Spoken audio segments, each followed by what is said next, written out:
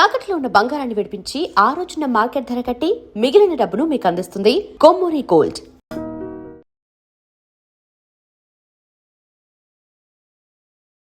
I dream ప్రేక్షకులకు నమస్కారం. నేను ఉదయశ్రీ. ఇవాళ మనతో పాటు అడ్వకేట్ జిఎం రావు గారు ఉన్నారు. కేవలం లాకు సంబంధించిన విషయాలకు మాత్రమే కాకుండా చాలా ఆధ్యాత్మికంగా చాలా విషయాలపై ఆయన అర్థవంతమైన విశ్లేషణ చేస్తూ ఉంటారు. మరి ఇవాళ ఆయన అడిగి ముఖ్యంగా భార్యాభర్తల బంధం అంటే ఏంటి, దీని గురించి పురాణాలు ఏం చెబుతున్నాయి తెలుసుకుందాం. నమస్తే సార్. నమస్తే. మీరు చాలాసార్లు ఆధ్యాత్మికంగా చాలా విషయాలపై మీరు విశ్లేషణ ఇవ్వడం జరిగింది. మీకు పురాణాలు ఇతిహాసాల గురించి పూర్తిగా తెలుసు. సో అందుకోసమని నాకున్న డౌట్స్ అన్ని క్లారిఫై చేసుకోవాలనుకుంటున్నాను. భార్యాభర్తల బంధం గురించి మనకు పెళ్లి టైంలో ఎన్నో సంబంధాలు వస్తూ ఉంటాయి. తర్వాత మనము ఆచి తూచి ఏరి కోరి ఒకరిని చేసుకున్నాక ఆ పర్సన్ బాగెళ్తే అదృష్టం, ఒకవేళ మంచిగా వెళ్ళకపోతే మనం రిజెక్ట్ చేసిన వాళ్ళు చాలా మంచిగా వెళ్ళి వాళ్ళు హ్యాపీగా ఫైనాన్షియల్గా అన్ని విధాల బాగున్నారనుకున్నప్పుడు అనిపిస్తూ ఉంటుంది, ఏంటి నేనే వద్దని అనుకున్నాను కదా, నేనే ఈ పర్సన్ని కావాలనుకొని పెళ్లి చేసుకున్నాను కదా, నా కర్మ ఎందుకు ఇట్లా ఉంది అని. ఎందుకు మన చుట్టూ ఇంత కోట్ల మంది జనాలు ఉంటే మనము ఏరికొరి ఒక్కరిని చేసుకుంటాము?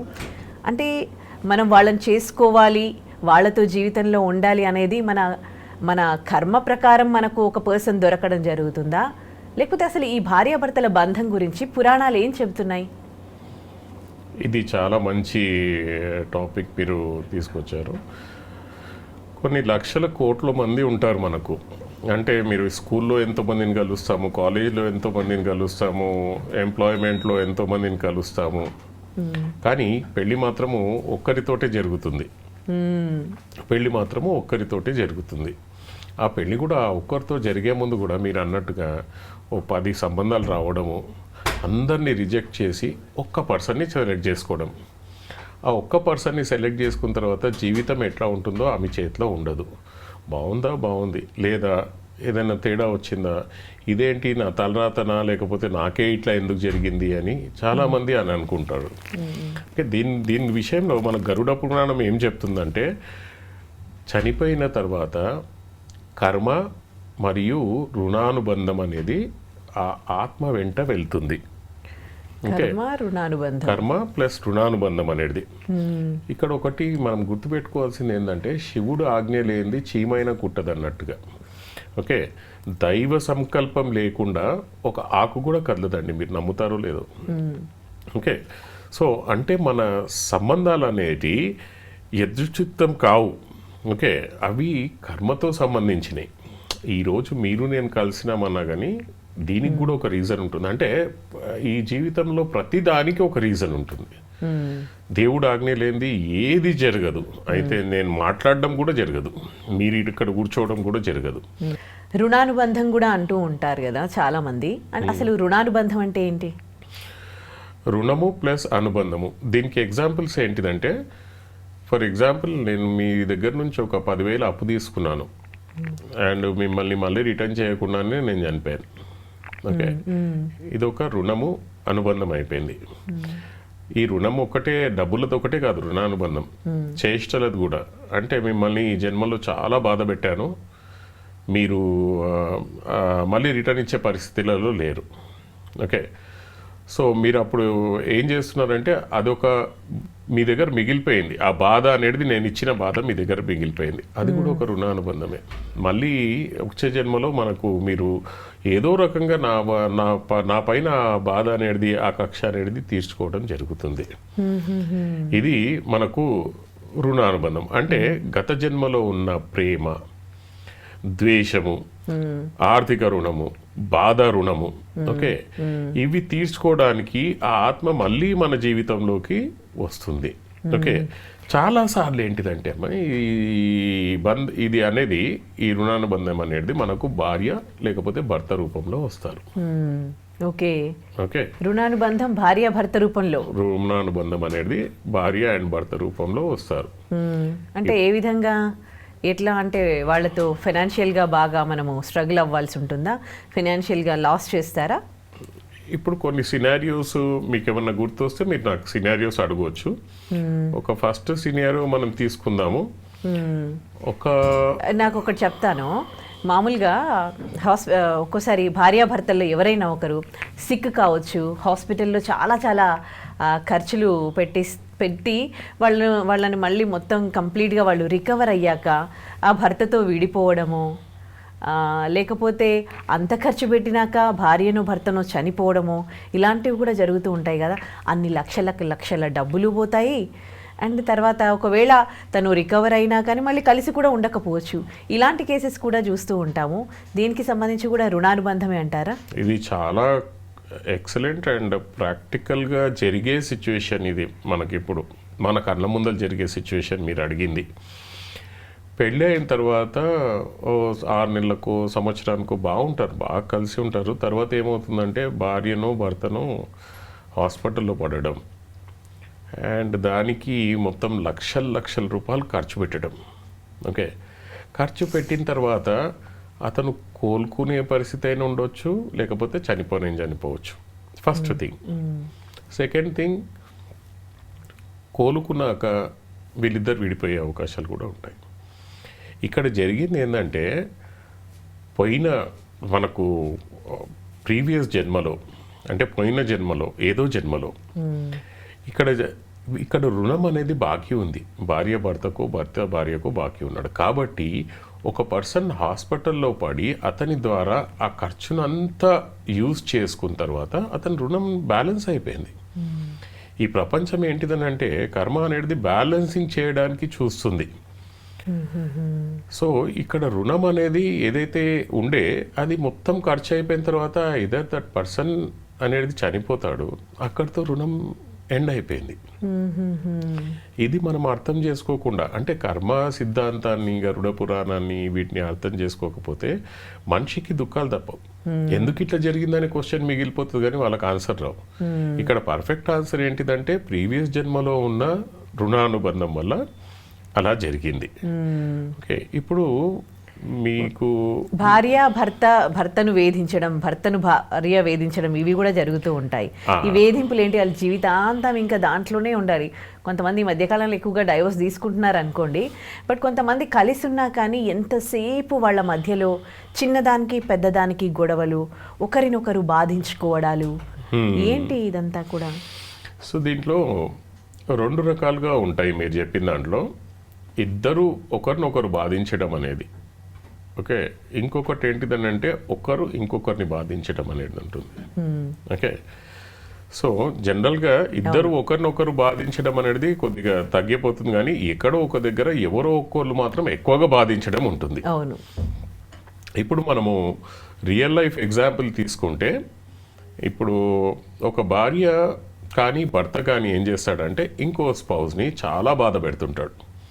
పెళ్ళిగా కానీ కొట్టడం కానీ, లేకపోతే దారుణంగా తిట్టడము, మానసికంగా బాధ పెట్టడము, రకరకాలుగా చేస్తుంటాడు.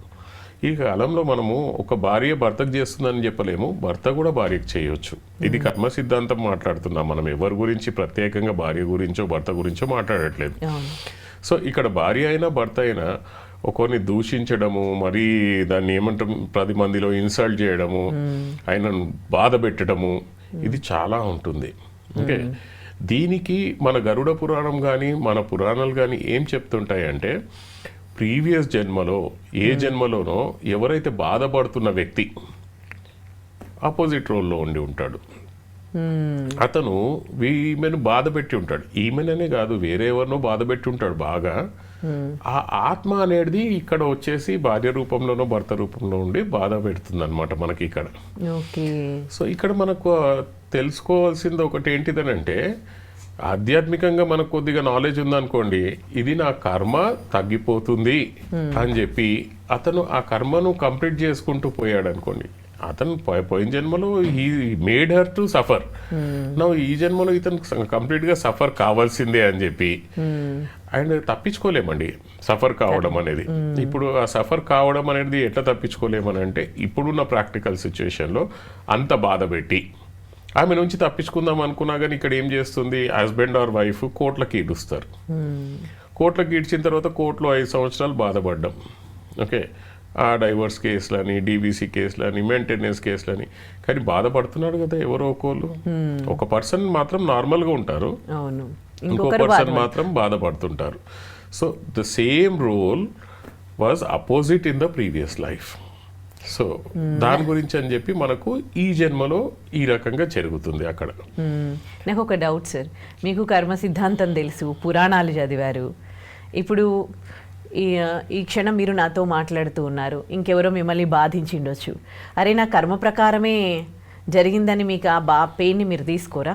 మీకు కూడా ఇప్పుడు మిమ్మల్ని ఎవరో బాధించారు, ఇప్పుడు ఇంటర్వ్యూలో నేనే ఒక విధంగా మిమ్మల్ని ఏమన్నా హర్టింగ్ క్వశ్చన్ ఏమన్నా అడిగిండొచ్చు, మీరు ఆ క్షణం బాధపడ్డారు, మీ కర్మ సిద్ధాంతంలో నేను ఇలా అనుభవించేది ఉంది కాబట్టి నన్ను ఇలా అడిగింది అని మీరు అనుకొని మీరు తృప్తిగా ఉంటారా? తప్పకుండా. ఎందుకనంటే మనకు భగవద్గీతలో శ్రీకృష్ణుడు ఏమంటాడంటే దుఃఖము కానీ సుఖము కానీ రెండుని ఈక్వల్గా తీసుకోవాలని అంటాడు. అతనే యోగి. చాలా రేర్. నేను మీకు ఇప్పుడు ఇమీడియట్గా తిట్టానంటే మీ ఫేస్ మీద చేంజెస్ వచ్చేస్తాయి. మనకి ఎవరైనా కానీ మీరు తిట్టారంటే ఇమీడియట్గా చేంజెస్ వచ్చేస్తాయి. కానీ ఇప్పుడు అంటే కాంట్రవర్సీ చాలా నడుస్తుంటుంది సన్యాసుల గురించి. ఇప్పుడు కొంతమంది సన్యాసుల గురించి కాంట్రవర్సీ మీరు చూస్తున్నారు. సన్యాసం తీసుకున్న తర్వాత ఇట్లాంటి మాటలు మాట్లాడొచ్చా, సన్యాసం తీసుకున్న తర్వాత ఈ లోకం గురించి ఇవి మాట్లాడొచ్చా అని చెప్పి. నిజమే, అవన్నీ మాట్లాడకూడదు. ఒక స్టేజ్, ఆధ్యాత్మికంలో ఒక స్టేజ్ వచ్చిన తర్వాత ఎవ్రీథింగ్ ఈజ్ ఈక్వల్, అంతా శివమయం, నీకు జరిగేది ప్రతిదీ శివుడి ఆజ్ఞ వల్లనే జరుగుతుంది. ఆయన ఆజ్ఞ వల్ల జరిగిన తర్వాత నువ్వు కాదని ఎట్లా అనగలుగుతావు? అంటే ఒక నాలెడ్జ్లో మీకు పర్ఫెక్ట్గా తెలుసు ఆయన ఆజ్ఞ వల్లనే జరుగుతుందని చెప్పి. సో అప్పుడు మీకు ₹1,00,000 వచ్చాయి, అప్పుడు సంతోషపడాల్సిన పని లేదు. మీకు తెలుసు ఆయన ఆజ్ఞ వల్ల వచ్చాయని. మీ దగ్గర నుంచి ₹1,00,000 పోయాయి, అప్పుడు కూడా బాధపడకూడదు మీరు. ఎందుకు అని అంటే అది శివుడు ఆజ్ఞ వల్లనే జరిగింది. isn't it? సో ఏదైనా కానీ మనకు ఎప్పుడైతే దైవాజ్ఞ వల్ల జరుగుతుంది అని అనుకుంటున్నామో he will be always happy. అతను శరీరంలో సగం కాలు పోయినా కానీ he will be always happy. You can take the example of Ramana Maharshi. Okay, మనము వేరు, శరీరం వేరు. నా శరీరం నా చెయ్యి అంటాం, నా అనేది వేరు. ఓకే, ఈ శరీరం అనేది వేరు. శరీరానికి ఏమని జరిగితే నా శరీరంకి నా చేయికి ఇది జరిగింది అంటాం, కానీ శరీరం మనం కాదు. ఇంత జ్ఞానం మనకు వచ్చిన రోజు డెఫినెట్గా ఇప్పుడు ఫ్యామిలీలో ఇది రానియండి, ఈరోజు మనం ఇది వీడియో చేసేది కూడా ఎంతోమంది పుణ్యం ఉంటేనే కానీ వీడియో చూడగలుగుతారు. అట్లీస్ట్ వాళ్ళకి నాలెడ్జ్ వచ్చేది. ఇప్పుడు ఇంట్లో గొడవలు నడుస్తున్నాయి, ఎందుకు నడుస్తున్నాయి? అందరికి ఒకటే క్వశ్చన్, నాకే ఎందుకు జరుగుతుంది ఇది, నన్నే ఎందుకు వదిలేశాడు? ఇట్లాగే అనుకుంటాం, ఇలాగే ఆలోచిస్తాం. ఇప్పుడు ఒక సడన్ నా దగ్గరకు ఒక కేసు వచ్చింది.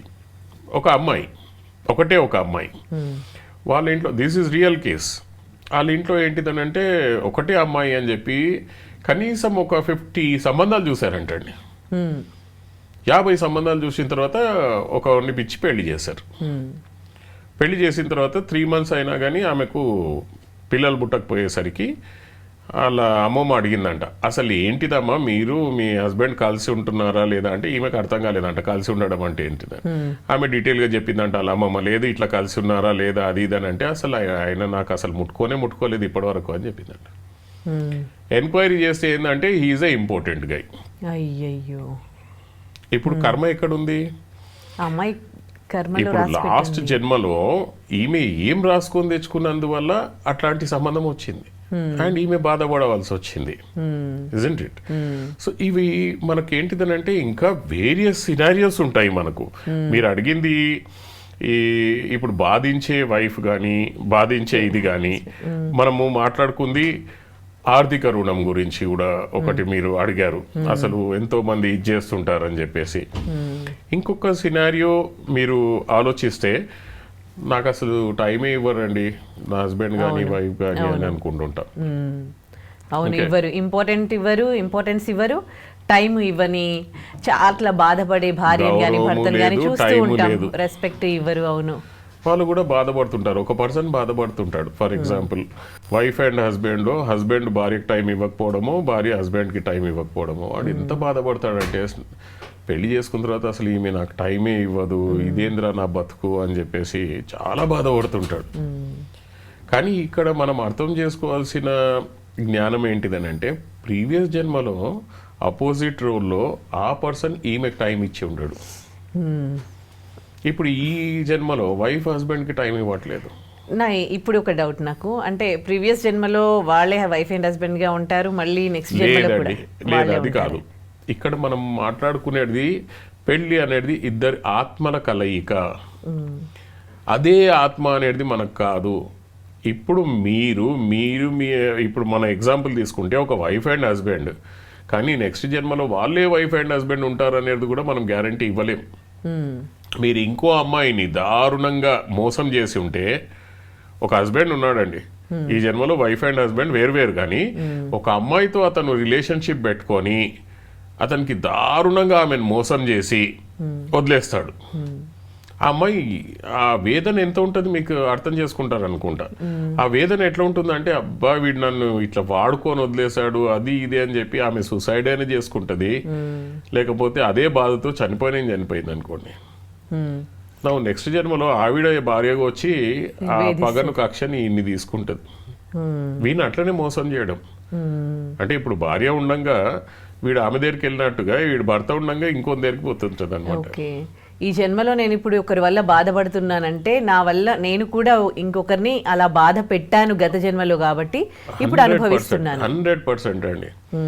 ఈ కాలంలో ఎన్ని కోర్టు కేసులు నడుస్తున్నాయో, ఇప్పుడు నేను స్పెషల్గా ఈ కోర్టు కేసులలో అంటే నాకు నేను గొప్ప చెప్పుకోను కానీ జనాలు అంటుంటారు, ఎందుకంటే నేను చాలా ఫ్రీ అడ్వైజ్లు ఇవ్వడము, రైట్ అడ్వైజ్ ఇవ్వడము. మనిషి వచ్చాడు అనుకోండి, అతనికి కావాల్సింది రైట్ అడ్వైస్. ఆయన కావాల్సింది ఏంటంటే కరెక్ట్గా ఏం జరుగుతుంది అని చెప్పి తెలిస్తే ఆయన సంతోషంగా ఉంటాడు. కానీ కమర్షియల్గా నువ్వు రాగానే రేపు కేసు వేద్దాము అనే అడ్వకేట్లు చాలామంది ఉంటారు. ఇక్కడ నేను వాళ్ళని కూర్చోబెట్టి ఎక్స్ప్లెయిన్ చేస్తాను, లేదమ్మా మీరు ఇట్లా బాధపడకూడదు, మొత్తం ఫ్యామిలీ ఎందుకు బాధపడుతున్నారు, ఇది మీ కర్మ, అది కర్మ వెళ్ళిపోతుంది అనే సంతోషంలో మీరు ఉండాలి. ఓకే, ఇంకొకటి ఏంటంటే చావు అనేది ఒక ప్రమోషన్, ఇజంట్ ఇట్? చావు అంటే తెలియని వాళ్ళు బాధపడుతుంటారు, ఆయన చనిపోయాడు అది ఇది అని చెప్పి, but it is the next level of promotion. ఈ జన్మలో ఉన్న కర్మలు మాక్సిమంగా కంప్లీట్ చేసుకుంటారు. తెలివి ఉన్నవాడు కర్మలను మొత్తం రెడ్యూస్ చేసుకుంటూ పోతాడు. ఇందాక మనం మాట్లాడుకున్నట్టుగా కర్మలు అనేటివి 3 రకాలుగా ఉంటాయి మనకు. ఒకటి సంచిత కర్మ. సంచిత కర్మ అనేది టోటల్ ఒక గోడౌన్. ఎన్ని జన్మలలో పాపాలు చేశామో అవన్నీ వెళ్ళి ఆ బాస్కెట్లో, ఆ గోడౌన్లో ఉన్నాయి మనకు. ఓకే, మనం పుట్టినప్పుడు దాంట్లో నుంచి కొన్ని మంచి కర్మలు, కొన్ని చెడు కర్మలు మనకు వస్తాయి. దిస్ ఈజ్ ప్రారబ్ధ కర్మ. ప్రారబ్ధ కర్మ అంటే మనతో పాటు వచ్చినాయి, దీని నుంచి తప్పించుకోవడం కష్టం మనం. ఓకే, ఇది కంపల్సరీగా రాముడు కృష్ణుడు కూడా మనకు నేర్పించినాయి అవే. ఆ కర్మ నుంచి మనం బయటికి పోలేమని చెప్పి. సో ఎప్పుడైతే మనకు ఒక కాలికి దెబ్బ తగిలింది అనుకోండి, నాకే ఎందుకు తగిలింది అని అనుకునే బదులుగా కాలు ఇరిగిపోయాడేమో, మిమ్మల్ని దేవుడు కాపాడాడు, దానికి మీరు దానికి ఏంటంటే కృతజ్ఞత భావంతో దేవుడా నాకు తప్పించావు చాలు, నాకు ఒక కర్మను తగ్గించావు అని అనుకోవడం. ఓకే, మనం ప్రతిసారి బాధపడ్డప్పుడేలా బాధపడకుండా ఒక సంతోషానికి కన్వర్ట్ చేసుకొని దేవుడికి చెప్పడం ఏంటంటే, నాకు ఈ రూపంలో నువ్వు కర్మను తీసేస్తున్నావు, థ్యాంక్ యూ అని చెప్పుకోవడంలో మన వివేకత్వం, మన ఆలోచన అనేది, మన జీవితం అనేది మార్చేస్తుంది. అంటే మనం చూసే విధానంలో ఉంది. నేనే బాధపడుతున్నాను, దారిద్ర్యం అంటారు. ఓకే, అవును, కొంతమంది చాలా దారిద్ర్యంలో బతుకుతూ ఉంటారు. వాళ్ళు పుట్టినప్పటి నుంచి చిన్నప్పుడు ఒకలాంటి కష్టాలు, అదేంది పెళ్లి చేసుకున్నాక భర్తతో కష్టాలు, పిల్లలు పెద్దగయ్యాక పిల్లలు కొడుకు కొడుకు కొడుకు అని అనుకుంటే కొడుకుతో కష్టాలు, కోడలితో కష్టాలు. ఆ తర్వాత నేను చూసిన ఒక పర్సన్ అనమాట, అసలు ఆవిడ పుట్టినప్పటి నుంచి ఏం సంతోషంగా ఉందో నాకు తెలియదు. అంటే ఆవిడ కూడా చెప్తూ ఉంటుంది, చిన్నప్పుడు దరిద్రంలో బతికిరు అనమాట వాళ్ళు. ఆ తర్వాత పెళ్ళైనాక భర్త తాగుబోతు, ఆ తర్వాత ఇద్దరు పెళ్ళి కష్టం మీద తాగుబోతు భర్తతో పెళ్ళిళ్ళు చేసింది పిల్లలవి. తర్వాత కొడుకుకు వచ్చిన భార్య మహామూర్ఖురాలన్నమాట, తనతో కూడా హ్యాపీగా లేదు. ఆ తర్వాత తన కన్న తండ్రికి కూడా అన్ని సపర్యలు, లాస్ట్లో ఆయన సిక్ అవ్వడము, ఆయనకు చేయడము, తన భర్తకి చేయడము, ఇప్పటికీ కూడా స్టిల్ అదే దరిద్రంలో ఆవిడ బతుకుతూ ఉందన్నమాట. ఆవిడ చూస్తే అసలు ఎంత జాలేస్తుందో తెలిసిన వాళ్ళే అనమాట. చాలా చాలా అసలు ఏంటి ఈమె కర్మ ఇట్లా ఉంది అని అనిపిస్తుంది. పాపం అనేది ఇన్ని బాధ రూపంలో రావచ్చు. పాపం అనేది మనకు పేదరికం రూపంలో రావచ్చు, పాపం అనేది రోగం రూపంలో రావచ్చు. సో ఇది ఒక తెలివైన పర్సన్ అయితే ఇది నేను చేసుకున్న పాపమే నేను ఇప్పుడు అనుభవిస్తున్నాను అనుకోవాలి. కానీ కొంతమంది ఏంటిదంటే ఇవన్నీ ఏమి తెలియకుండా నాకే ఇంత నేను బాధపరిస్తున్నాను అని చెప్పి వెళ్ళి సూసైడ్ చేసుకోవడం. అంటే ఇక్కడ సూసైడ్ చేసుకోవడం వల్ల ఆ పర్సన్ ఏదో తప్పించుకుంటున్నాడు అనుకుంటారు, కానీ తప్పించుకునే క్వశ్చనే లేదండి. మన గరుడ పురాణం ప్రకారంగా అలా తప్పించుకునే క్వశ్చనే లేదు. మళ్ళీ ఆ జీవం అనేది గాల్లో ఏలాడి అతని టైం వచ్చిన తర్వాత మళ్ళీ రూపం తీసుకొని శరీరం తీసుకొని మళ్ళీ ఆ కష్టాలు తప్పకుండా అనుభవించాల్సిందే. There is no going back. Okay, నేను మీకు 50,000 ఇవ్వాలి, వచ్చే జన్మలో అయినా కానీ మీకు ఏదో ఒక రూపంలో నేను ఇవ్వాల్సిందే. Okay, no going back. ఈ జన్మలో నేను 50,000 అడుగుతున్నాను అని చెప్పి నేను ఉరి చేసుకొని చచ్చిపోతా అంటే మళ్ళీ వచ్చే జన్మలో నేను గ్యారంటీగా పుట్టి మీ 50,000 కంపల్సరీగా ఏదో రకంగా తీర్చాల్సిందే. ఆ రుణం ఉండిపోతుంది. దాన్ని ఇంకా మనం ఆ రుణానుబంధం నుంచి మనం తప్పించుకోలేము. సార్ మరి ఇప్పుడు ఒక పర్సన్ సూసైడ్ చేసుకుంటున్నాడు అని అంటే ఆయన అంత వీక్ గా ఉన్నాడు అని అంటే ఆయన కర్మ సిద్ధాంతం ప్రకారమే ఆ పర్సన్ వీక్ గా ఉన్నాడు కదా, వీక్ గా ఉండడం వల్లే సూసైడ్ చేసుకుంటాడు కదా. ఈ సూసైడ్ చేసుకోవడం అనేది కర్మ అనేది కుదరదండి. బికాజ్ ఈ సూసైడ్ అనేది పెద్ద తప్పు ఫస్ట్ ఆఫ్ ఆల్. అండ్ రెండోది ఏంటిదంటే it is on his will power.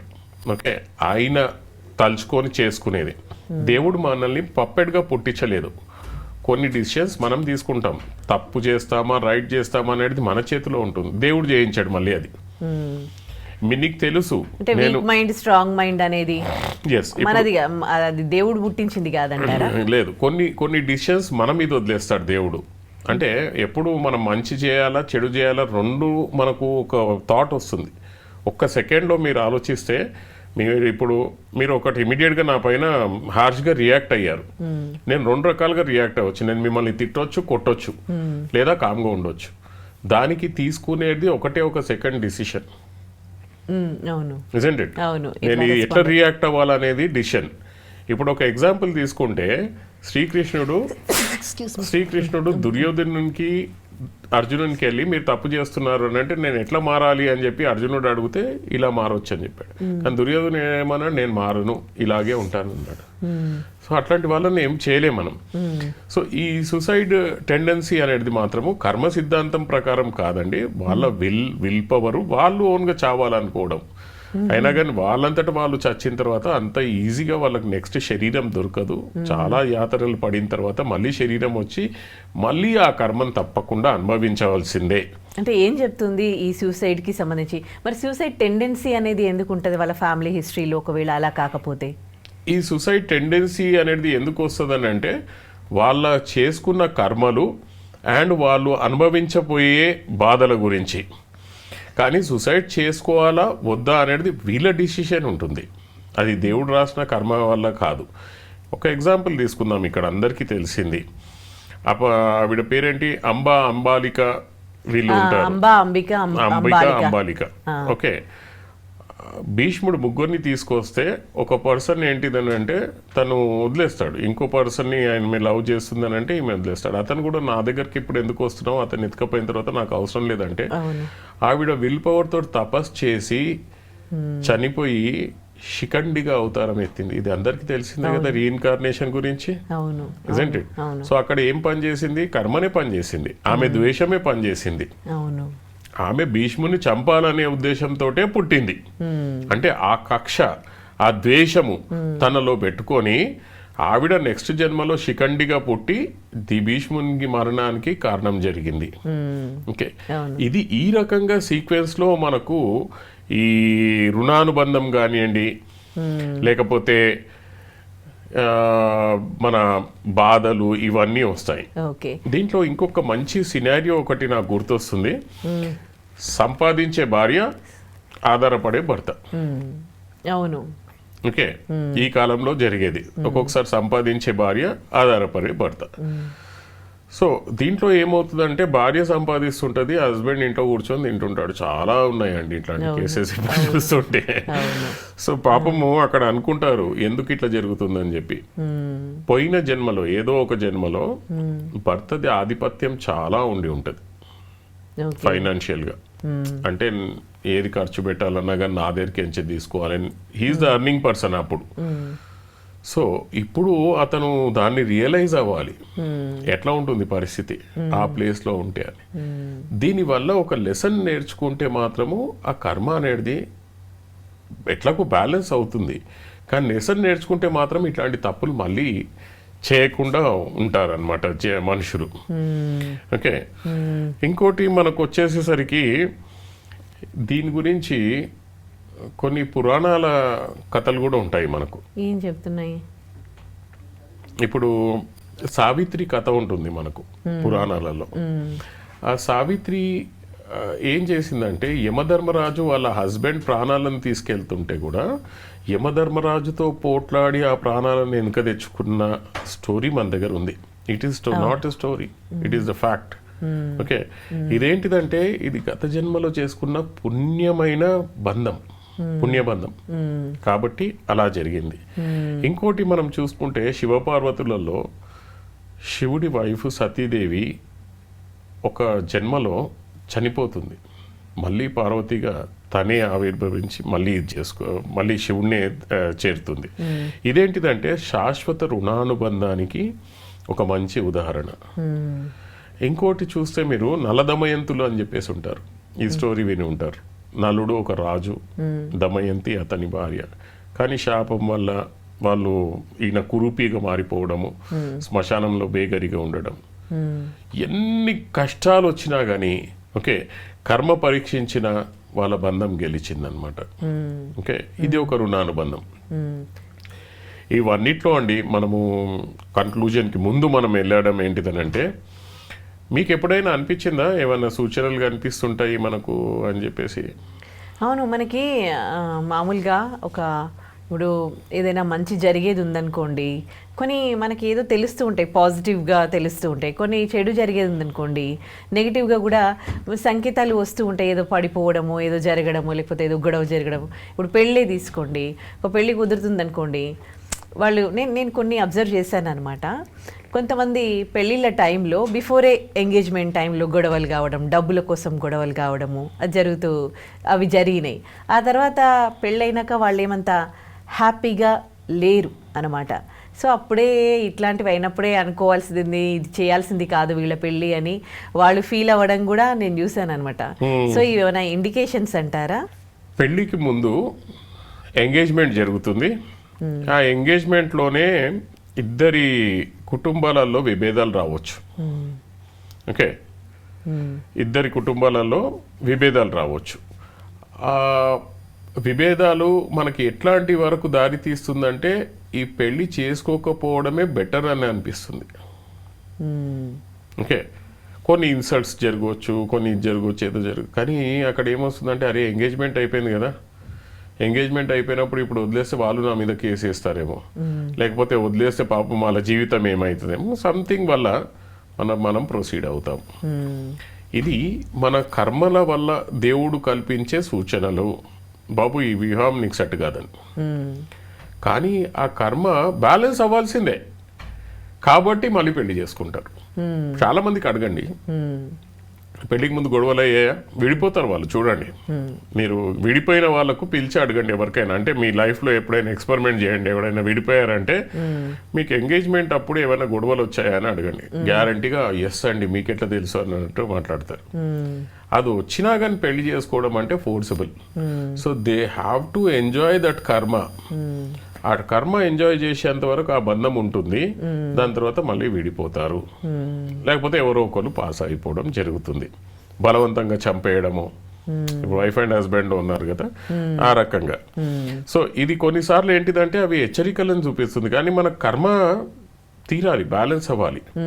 కాబట్టి డెఫినెట్గా ఆ టైం అనేది మనకు ఫోర్స్ చేస్తుంది పెళ్లి చేసుకోవాలని చెప్పేసి. ఓకే, నాకు ఇంకొక డౌట్, అంటే నాకు తెలిసిన వాళ్ళు ఈ క్వశ్చన్ అడగమన్నారు. మామూలుగా ఒక ఫ్యామిలీ 4 సిస్టర్స్ ఉన్నారు. వాళ్ళందరూ కూడా చాలా బ్యూటిఫుల్గా ఉంటారు అండ్ మంచి టాలెంటెడ్. కానీ వాళ్ళ ఫాదర్ వాళ్ళ బ్యూటీకి తగ్గట్టు, వాళ్ళ టాలెంటెడ్కి తగ్గట్టు వాళ్ళని దేంట్లో ఎంకరేజ్ చేయలేదు. అండ్ చాలా ఎర్లీగా పెళ్ళిళ్ళు చేసేయడం వల్ల అంటే వాళ్ళు ఇంకా ఇంటికే పరిమితం అయిపోయారనమాట. సో వాళ్ళని చూసినప్పుడు, వాళ్ళ పేర్స్ని చూసినప్పుడు చాలామంది ఇట్లా అంటారనమాట, అబ్బా ఎంత అందగా తెలుగు మీకు తగ్గట్టుగా ఒక్కరు కూడా లేరు కనీసం అని. కానీ వాళ్ళు ఫినాన్షియల్గా కూడా ఎవ్వరు కూడా అంత స్ట్రాంగ్గా కూడా లేరు. సో ఏంటి, దేవుడు వాళ్ళకు అన్ని ఆర్ట్స్ ఇచ్చారు కానీ ఎంకరేజ్ చేయలేదు. కానీ అంత అందం ఇచ్చారు, దానికి తగ్గ పార్ట్నర్ ఇవ్వలేదు, దానికి తగ్గ లైఫ్ ఇవ్వలేదు. అంటే ఏంటి వాళ్ళ కర్మ అన్నట్టుగా అనిపిస్తుంది వాళ్ళని చూస్తే. ఇప్పుడు మీరు కరెక్ట్గా ఇవన్నిటి మనం సీక్వెన్స్ అరేంజ్ చేసుకుంటే, ఈ అందంగా ఎవరైతే ఉన్నారో వీళ్ళు అదే పని వేరే అందంగా ఉన్న వాళ్ళకు, అంటే వీళ్ళకు పుట్టిన వాళ్ళు ప్రీవియస్ జన్మలో ఎక్కడో ఇదే ట్రీట్మెంట్ చేసి ఉంటారు.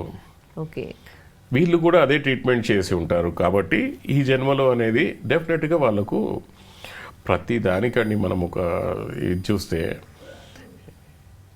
ఇప్పుడు ఇవన్నిట్లో నుంచి మనం ఒక్కటి మిస్ అయ్యాము. అదేంటిదనంటే successful marriage. Okay, successful marriage అని అంటే డబ్బు కాదు. ఓకే, మనం ఫోటోలు దిగడం కాదు, సోషల్ పోస్టులు కాదు, పెద్ద బిల్డింగ్లు ఉండడం కాదు, కారు ఉండడం కాదు, ఏముండడం కాదు. పరస్పర ఎదుగుదల, పరస్పర గౌరవము, పరస్పరంగా కర్మను బ్యాలెన్స్ చేసుకుంటూ పోవడము. ఇది ఎవరు అని అంటే చాలా పెద్ద యోగిక్ టైప్ ఆఫ్ ఫ్యామిలీస్ ఉంటాయి కొన్ని. వాళ్ళు ఏంటిదనంటే ఇవన్నిటిని అర్థం చేసుకొని కర్మ అనుసారంగా నడుచుకుంటుంటారు. మీరు ఇప్పుడు కూడా మన ఈ జన్మలో కూడా కొంతమంది ఉన్నారు, బాధపడుతూ కూడా అనుభవిస్తూనే ఉంటారు. మీకు ఒకటి తెలుసో లేదో అండి, నేను చిన్నప్పుడు ఒక ఫ్యామిలీని చూశాను, ఇది రియల్గా నా ముందర జరిగింది. ఆ ఫ్యామిలీలో ఏంటిదనంటే వాడి హస్బెండ్ ఒక psycho. Is a great artist, he was a great artist. అతను అసలు ఆర్ట్ వేస్తే అసలు అందరు ఇదైపోయేది. ఆడ ఒక పెద్ద సైకో. వాడు ఎట్లా అంటే భార్యకు ఎప్పుడైనా కోపం వస్తే చెవు కొరికేసేవాడు. వాట్, రియల్గా నేను చిన్నగా ఉన్నప్పుడు చూసాను. ఆ చెవు కొరికి ఇట్లా పక్కన పడేస్తే అది అక్కడ పడి ఉండేది. అట్లా ఆ రకంగా రకరకాలుగా ఒకసారి కోపం వచ్చి కట్టెలతో కొట్టి ఆమె కాళ్ళు ఇరగొట్టేశాడు. ఆమె అట్లనే నడుస్తూ ఆయన దగ్గరే బతికిందండి. నేను వెళ్ళిపోతానని అనలేదు, ఆయన అక్కడే బతికింది. లాస్ట్కి ఒక దినం ఆమెను చంపేశాడు, మొత్తం ఇల్లంతా రక్తం. అయినా కానీ ఆమె అక్కడే బతికింది. సో ఇప్పుడు గ్రేట్నెస్ ఎవరిది? వీడిది కాదు, ఆమెది. ఆమె ఏంటిదనంటే ఆమె కర్మ ఏ జన్మలో చేసుకుందో, వాడిని ఎంత బాధ పెట్టిందో, వాడిని అట్లా చంపి ఉండొచ్చు, వాడు ఈమెను చంపాడు. కానీ ఈమె కంప్లీట్గా కర్మను అనుభవించి వెళ్ళిపోయింది. ఓకే, ఈడు కర్మ మూట కట్టుకున్నాడు కొత్తగా. లేదా కర్మను బ్యాలెన్స్ అయిన చేసి ఉండాలి, లేకపోతే కొత్తగా కర్మను మూట అయినా కట్టుకొని ఉండాలి. ఓకే, ఇప్పుడు లాస్ట్ జన్మలో ఈయనకు జరిగి ఉంటుంది, వీడు ఈ జన్మలో ఆమెకు చేశాడు. సో కర్మ బ్యాలెన్స్ అయినా అయి ఉండాలి అక్కడ, లేక కొత్త కర్మనైనా కట్టుకొని ఉండాలి. ఓకే, సో కానీ మనం ఏంటిదనంటే ఆగామి కర్మ, కార్మిక కర్మ అనేది మనం ఇప్పుడు చేసే కర్మలను మనము చాలా మట్టుకు అవాయిడ్ చేస్తే నెక్స్ట్ జన్మ ఎలా ఉండాలో మనం చూసుకోవచ్చు. ఇందాక మనం మాట్లాడుకున్నట్టుగా ఎప్పుడైనా కానీ మీరు డిసిషన్ తీసుకునే ముందు ఒక్క సెకండ్ ఆగితే మీరు కరెక్ట్ డిసిషన్ తీసుకోగలుగుతారు. మీకు ఇమ్మీడియట్గా కోపం వచ్చింది, ఇమ్మీడియట్గా రియాక్ట్ అయిపోయే బదులుగా ఒక్క సెకండ్ మనం ఒక్కసారి ఆలోచిస్తే ఏది కరెక్ట్ అనేది మనకు వస్తుంది. కానీ ఆ ఒక్క సెకండ్ మాత్రం మనము ఆపలేరు చాలామంది. ఓకే, సో అంటే మంచి కర్మను మూటగట్టుకోవాలంటే ఏం చేయాలి? మంచి కర్మ బాగుండాలి, ఆల్రెడీ ఈ జన్మలో అనుభవిస్తూ ఉన్నాము, నెక్స్ట్ బాగుండాలి. అంటే ఏం చేయాలి? అంటే తప్పులు చేయకుండా పద్ధతిగా ఉండడమేనా కర్మను మంచిగా? 99% అండి. వేరేడు ఒకడు మిమ్మల్ని తిడుతున్నాడు, బాధ పెడుతున్నాడు, సో కొంతమంది ఉంటారు దేవుడు ఆ కర్మను చూసుకుంటారని చెప్పి ఇమీడియట్ గా రిటర్న్ గా మనము దాన్ని చేసామంటే that will be coming into ఆగామి కర్మ. ఓకే, అంటే అనుభవించమని చెప్తుందా కర్మ? తప్పకుండా మీరు పూర్వ జన్మలో చేసింది మీరు ఈ జన్మలో తప్పకుండా అనుభవించాల్సిందే. వేరేవాడు మిమ్మల్ని ఊరికేనే తిట్టట్లేదు కదా. ఎవరైనా మనల్ని బాధ పెడుతూ ఉంటే మనము అలా వాళ్ళెవరు అని అడిగే హక్కు మనకు ఉంటుంది కదా, సో అలా అడగకుండా అనుభవించమని చెప్పడమే కర్మ సిద్ధాంతమా? కర్మ సిద్ధాంతం అట్లాంటిది కాదండి. దీన్ని బాగా ఆలోచిస్తే, మీరు నాలెడ్జబుల్గా ఆలోచించారు అనుకోండి, ఒక పర్సన్ మిమ్మల్ని ఎందుకో దూషించాడు, రివర్స్లో మీరు కూడా అతన్ని దూషించారు అనుకోండి, ఇక్కడ మీరు ఒక కొత్త కర్మను ముట్టుకుంటున్నట్టు. వాడు ఎట్లాగో ఒక కొత్త కర్మను తీసుకుంటున్నాడు మిమ్మల్ని దూషించి, ఒకవేళ ఇది ఫ్రెష్గా అయితే. మీరు కూడా దూషించి మళ్ళీ ఇంకో కర్మను క్రియేట్ చేసుకుంటున్నారు. Isn't it? ఓకే. సో గా అయినంత వరకు ఆత్మ దృష్టితో చూస్తే ఏ ఆత్మను బాధ పెట్టకుండా ఉండాలి మనము. ఓకే. మన తరఫు నుంచి ఏ ఆత్మని బాధ పెట్టకుండా ఉండాలి మనం. వాళ్ళకి న్యాయం చేయకపోయినా అన్యాయం చేయకూడదు. దీనికి ఒక చిన్న కథ ఉంది, అది చాలా ఎప్పుడో చదివాను నేను. ఒక పర్సన్ చిన్న తోపుడు పీట లాంటిది ఉంటుంది, ఆ పీట మీద కూర్చొని కాలు చేతులు ఉండవు, దానికి ఇట్లా ఇట్లా నూక్కుంటూ పోతున్నాడట. అక్కడ ఒక స్వామీజీ శిష్యులతో పోతుంటే అతన్ని చూసి చాలా బాధపడి, స్వామి అతనికి ఏదైనా చేయండి కదా అని అన్నట్టాడంట. ఆయన నవ్వి గచ్చిపోయిపోతాడు. తర్వాత మళ్ళీ ఆ శిష్యులు మళ్ళీ అదే అడుగుతుంటే ఆయన చెప్తాడు, ఆయన ఎవరో కాదు బాబు, పోయిన జన్మలో ఈయన ఇంకో ఆవిడ కలిసి ఆ లేడీ వాళ్ళ హస్బెండ్ని చంపేశారట, లారీ కింద వేసి. అంటే వీడు అక్రమ సంబంధంలో ఉన్నాడు ఆమెతోటి, వాళ్ళ హస్బెండ్ని తీసుకొచ్చి లారీ కింద పడి కాళ్ళు చేతులు వెళ్ళిపోయేలా చేశాడు అనమాట వీడు. ఈ జన్మలో ఆ పీట మీద అలా అనుభవిస్తున్నాడు. So nobody can rectify him now. Help చేయడం కూడా వేస్ట్. అంటే అది జ్ఞానుల ప్రకారంగా అలా మనం డిసైడ్ చేయొచ్చు మనం. ఇప్పుడు ఒక పర్సన్ ఇప్పుడు ఈ రకంగా మీరు ఫేమ్గా ఇప్పుడు ఇది ఉన్నారు అని అంటే దట్ ఈస్ యువర్ పుణ్యము, మనం చేసుకున్న పుణ్యము, మనం చేసుకున్న పాపము. దానివల్ల మనం బాధలు అనుభవిస్తాం, లేకపోతే రోగం అనుభవిస్తాము. లాస్ట్కి నేను చెప్పేది ఏంటంటే, ప్రతి ఒక్క ఫ్యామిలీ అనేది వాళ్ళ కర్మను అర్థం చేసుకొని కర్మను పూర్తి చేసుకుంటే నెక్స్ట్ జన్మ అనేది బాగుంటుంది. కర్మ నుంచి నేను ఏదో ఎస్కేప్ అవుతాను షార్ట్ కట్ రూట్స్ అంటే మాత్రము ఇక్కడ ఏ షార్ట్ కట్స్ రూట్స్ లేవు మనకు. షార్ట్ కట్ రూట్లో మనం ఏదో సుసైడ్ చేసుకుందాం అనుకుంటే కాదు, మళ్ళీ జన్మ తీసుకొని కూడా ఆ కర్మను తప్పకుండా అనుభవించాల్సిందే. సో ఇక్కడ ప్రేక్షకులు ఎవరైతే ఇది వీడియో చూస్తున్నారో వాళ్ళందరూ అర్థం చేసుకోవాల్సింది ఏంటంటే, ఏ బాధలైనా కానీ సంతోషమైనా కానీ, హస్బెండ్ మన జీవితంలో రావడం కానీ, పిల్లలు మన జీవితంలో రావడం కానీ, ఇవన్నీ ఏంటిదనంటే మనకు కర్మ అండ్ రుణానుబంధం ప్రకారంగానే మనకు వస్తాయి. మధ్యలో వచ్చేపోయే వాళ్ళు కూడా మన కర్మ అండ్ రుణానుబంధమే వచ్చి మనల్ని తిట్టిపోవడమో, మనకు డబ్బులు ఇచ్చిపోవడమో, లేకపోతే మన దగ్గరికి డబ్బులు తీసుకొని పోవడమో, ఇవన్నీ జరిగేటి కర్మ అండ్ రుణానుబంధం ప్రకారంగానే జరుగుతుంటాయి. చాలా మంచిగా విశ్లేషించారండి. Thank you so much. Thank you. నిజంగా ప్రస్తుతం ఉన్నటువంటి సమాజం దేనికి ప్రయారిటీ ఇస్తుంది? ఆర్థిక సంబంధాల